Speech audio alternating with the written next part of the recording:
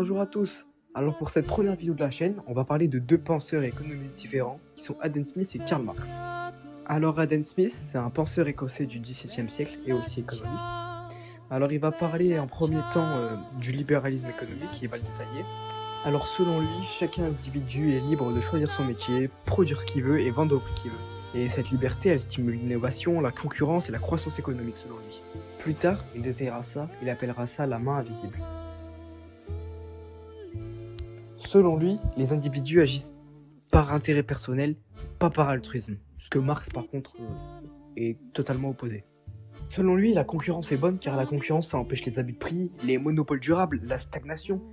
Elle pousse les producteurs à améliorer la qualité, réduire les coûts, innover.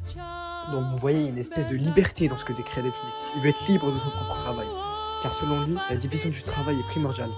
Car cela augmente la productivité, la rapidité et la richesse globale. Mais Smith reconnaît quand même un risque, le travail répété, l'abrutissement intellectuel. En revanche, Smith n'est pas anarchiste. Selon lui, l'État doit assurer la défense nationale, la justice et les infrastructures publiques. Il refuse complètement la planification économique, le contrôle des prix et le protectionnisme intensif. Et maintenant, on va parler de Karl Marx, un penseur que vous connaissez probablement. Alors Karl Marx est un penseur économiste du XVIIe siècle né en Allemagne. Alors Marx il ne propose pas du tout un modèle économique alternatif, mais il fait une analyse critique scientifique du capitalisme. Donc c'est complètement différent, mais c'est une sorte d'opposition parce que Karl Marx va énormément signaler.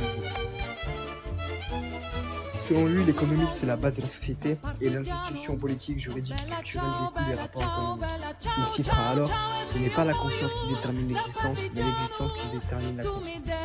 Karl Marx va énormément parler des classes sociales. Dans le capitalisme, selon lui, il y a la bourgeoisie et le prolétariat. En réalité, il ne cite pas que ces deux classes sociales, mais c'est celles dont il parle le plus, qui sont les plus représentées.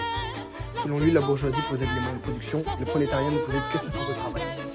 Il parlera également de la valeur travail. La valeur d'une marchandise dépend du temps de travail socialement nécessaire à sa production. Un terme qu'on entend très souvent et qui a été pris, il me semble créé par Marx, c'est le terme de la plus-value. Le travail produit plus de valeur que qu'il en reçoit un salaire. Et ça, pour Marx, c'est un énorme problème. Cette différence est appropriée par le capitaliste et c'est la source du profit. Selon Marx, le profit c'est égal à un travail non payé. Marx parlera d'exploitation. Selon lui, l'exploitation n'est pas morale mais économique. Même avec un contrat libre, le travail est contraint de vendre sa force de travail, soit il meurt de faim.